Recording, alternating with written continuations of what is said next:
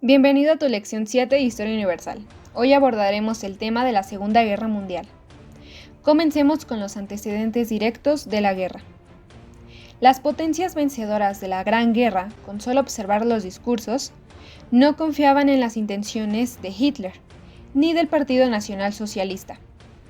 Sin embargo, no podían intervenir debido a que no contaban con los recursos necesarios, y solo contemplaron de lejos el ascenso de Hitler. El primer objetivo del líder nazi fuera de Alemania era anexar Austria y la región de los Sudestes, lo que consiguió en 1938.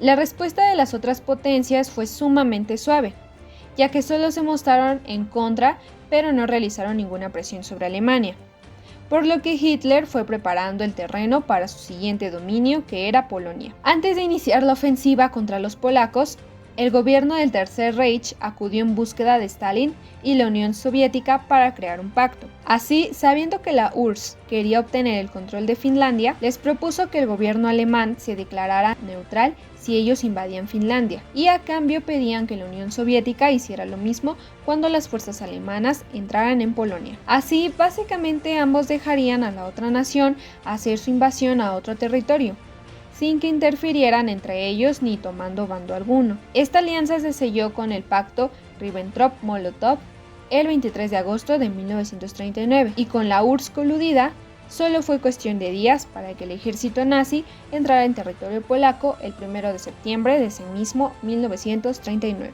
Ahora vayamos con la alianza de los países del eje. De inmediato a la invasión a Polonia, las naciones de Reino Unido y Francia declararon la guerra a Alemania, argumentando el rompimiento de los acuerdos del Tratado de Versalles, siendo esta la movilización de tropas la peor de todas. Alemania ya estaba preparada para la declaración de guerra, y una vez que fue pública, movilizaron a otra parte de su ejército sobre Francia, apoderándose del territorio francés solo en lo que restó de 1939. Los británicos, por otro lado, opusieron más resistencia, y aunque Alemania no tomó las islas del Reino Unido, sí las estuvo azotando constantemente con bombardeos en las ciudades más importantes. Con el occidente en mano de los alemanes, la Italia fascista de Mussolini se declaró aliada de Hitler. Misma situación con Japón, que tenía en el poder al emperador Hirohito y que encontró en el proyecto alemán-italiano una posibilidad para llevar más lejos la influencia japonesa. Esta unión entre Alemania, Italia y Japón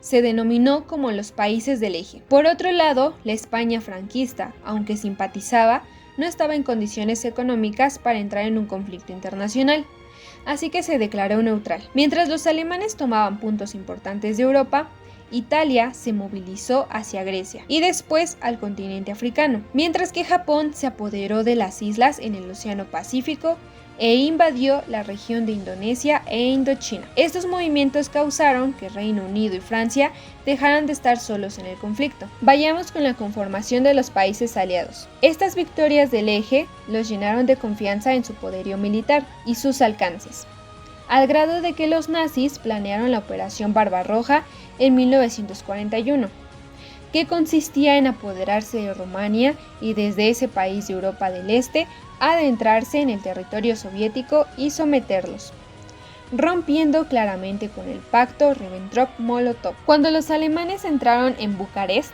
la capital de Rumania, Stalin y los soviéticos desconfiaron y descubrieron las intenciones nazis, así que se adelantaron a romper con el pacto de no agresión y se declararon aliados de Francia y Reino Unido, aun con las diferencias abismales en el modelo económico y político que los regía. No obstante, desde el otro lado del mundo, Japón llevaba décadas de rivalidad comercial contra los Estados Unidos, por el control del Océano Pacífico y tras los avances en Europa y África de sus aliados. Los japoneses consideraron que hay una oportunidad para sacar a los norteamericanos de la competencia. Por ello, el 7 de diciembre de 1941, Japón bombardeó la base militar estadounidense de Pearl Harbor en las islas de Hawái, provocando así la declaración de guerra del presidente Franklin D. Roosevelt, quien ya estaba en su tercer periodo presidencial después de levantar a Estados Unidos de la recesión causada por el crack económico en 1929. Junto a Estados Unidos, sus principales socios en América también se declararon opositores de los países del eje como México, Brasil, Argentina, Cuba y Canadá, terminando de conformar este bloque llamado Países Aliados, igual que en la Primera Guerra Mundial. De esta forma, con un importante aumento en las fuerzas y tropas, gracias a los estadounidenses y los soviéticos, lograron hacer retroceder los ejércitos del eje en varios puntos. Estados Unidos recuperó puntos en Asia y África, mientras que la URSS destacó en retomar naciones en Europa. La guarnición nazi encargada de la Operación Barbarroja no solo fracasó en sus aspiraciones por entrar al territorio soviético, sino que también causaron grandes bajas en el número de hombres al ser alcanzados por las condiciones climáticas en el invierno de 1942 a 1943. Al parecer, no leyeron la experiencia de Napoleón en el siglo anterior, y el ejército nazi fue derrotado en la batalla de Stalingrado en 1943. Ahora vayamos con los movimientos finales de la guerra. Los países aliados crecieron en número de naciones asociados, pero no todas eran potencias como la URSS o los Estados Unidos. Su aportación estuvo más enfocada en brindar recursos para sostener la lucha, pues la presencia de estadounidenses y soviéticos ya representaban una gran ventaja para los aliados. El primer país que sucumbió fue Italia. Mussolini y su régimen militar comenzaron a ser desaprobados por la población y el rey Víctor Manuel III. Esto debido a los altos costos de la guerra. Por otro lado, las derrotas en África y en los Balcanes también hicieron que algunos de sus altos mandos le dieran la espalda. Así, la justicia italiana llamaba a Mussolini a rendir cuentas, pero ponía de excusa estar en combate.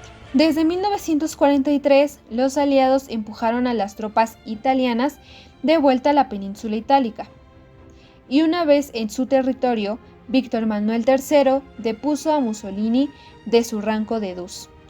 Lo encarceló y nombró nuevo canciller italiano a Pietro Badoglio. Badoglio no reconoció el pacto de Mussolini que hizo con otros países del eje, por lo que ordenó el retiro de las tropas y el abandono de la guerra. A pesar de estar perdiendo un aliado importante, Alemania no estaba en condiciones de invadir Italia para liberar a Mussolini y recuperar a sus hombres, por lo que se resignó a observar cómo caía el régimen fascista. En 1945, Mussolini y sus generales, que aún le eran fieles, fueron juzgados y condenados a muerte. Mientras tanto, los líderes militares de los países aliados comenzaron a plantear una jugada final a mediados de 1943, en una estrategia llamada Día D, que tomó un año planearla y ponerla en marcha. El 6 de junio de 1944 se iniciaron los movimientos del plan. Un masivo desembarco en Normandía de tropas norteamericanas con 150.000 soldados de Estados Unidos y Canadá, respaldados por una imponente fuerza aérea que les limpiaba el avance tierra adentro en Francia. De esta forma, con tropas soviéticas desde el oriente y los que llegaron el día D desde el frente occidental, los alemanes se vieron acorralados en el centro de Europa. Siendo así, para el 2 de mayo de 1945, tropas de la URSS tomaron Berlín y buscaron a los altos mandos nazis.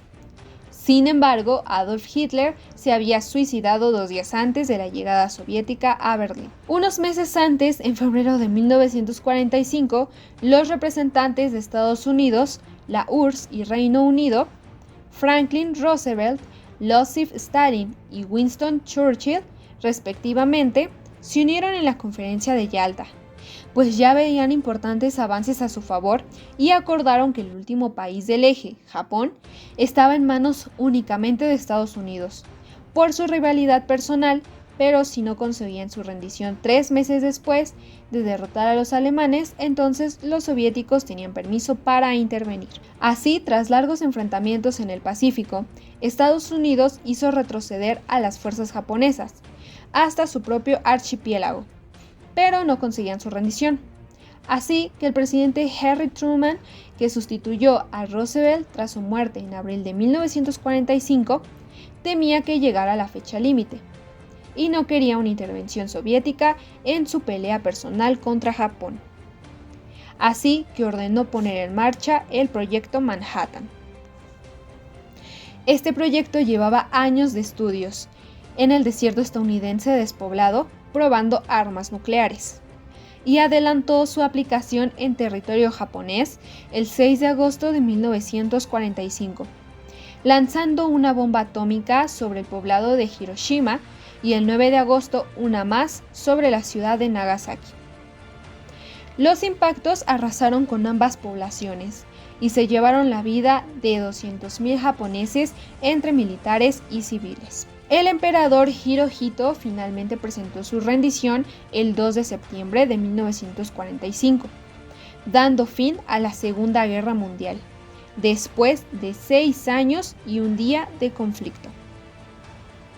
Aquí es importante mencionar que Japón ya estaba acorralado y las bombas atómicas resultaban incluso innecesarias para rendir a los japoneses, por lo que podemos concluir que no fue un mensaje para un derrotado Japón, sino para que sus aliados de guerra, los soviéticos, y demostrarles el poderío militar de los Estados Unidos. Finalmente vayamos con los acuerdos de paz y consecuencias de la Segunda Guerra Mundial. La destrucción de esta guerra fue muchísimo mayor que la Gran Guerra de 1914, ya que hubo millones de pérdidas humanas entre muertos y desaparecidos, y la mitad de la industria europea estaba destruida. Los países perdedores tuvieron nuevas imposiciones económicas por daños de guerra, pero en esta ocasión los mandos nazis que sobrevivieron fueron sometidos a grandes condenas en los juicios de Nuremberg por crímenes contra la humanidad por el Holocausto judío. Además, en la conferencia de Potsdam en agosto de 1945, los países aliados decidieron fragmentar a Alemania en 4 secciones, estas vigiladas y a cargo de cada uno de ellos: Francia, Reino Unido, Estados Unidos y la URSS. Sin embargo, uno de los hechos que se quedó de forma permanente fue la creación de la Organización de las Naciones Unidas en octubre de 1945. Esta fue creada por el fracaso de la Sociedad de Naciones, por lo que esta nueva ONU estaría conformada por representantes civiles para mediar los conflictos entre los países de forma diplomática. Nuevamente, Estados Unidos no tuvo las afectaciones que tuvo Europa y se convirtió en el principal reconstructor de la economía europea, poniendo en marcha el Plan Marshall para financiar a sus aliados.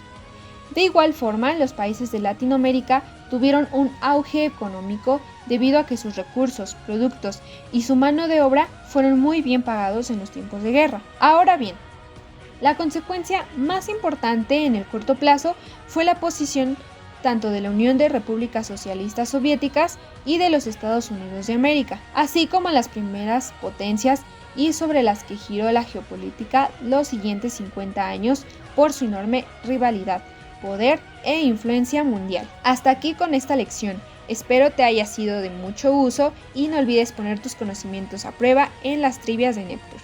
Hasta pronto.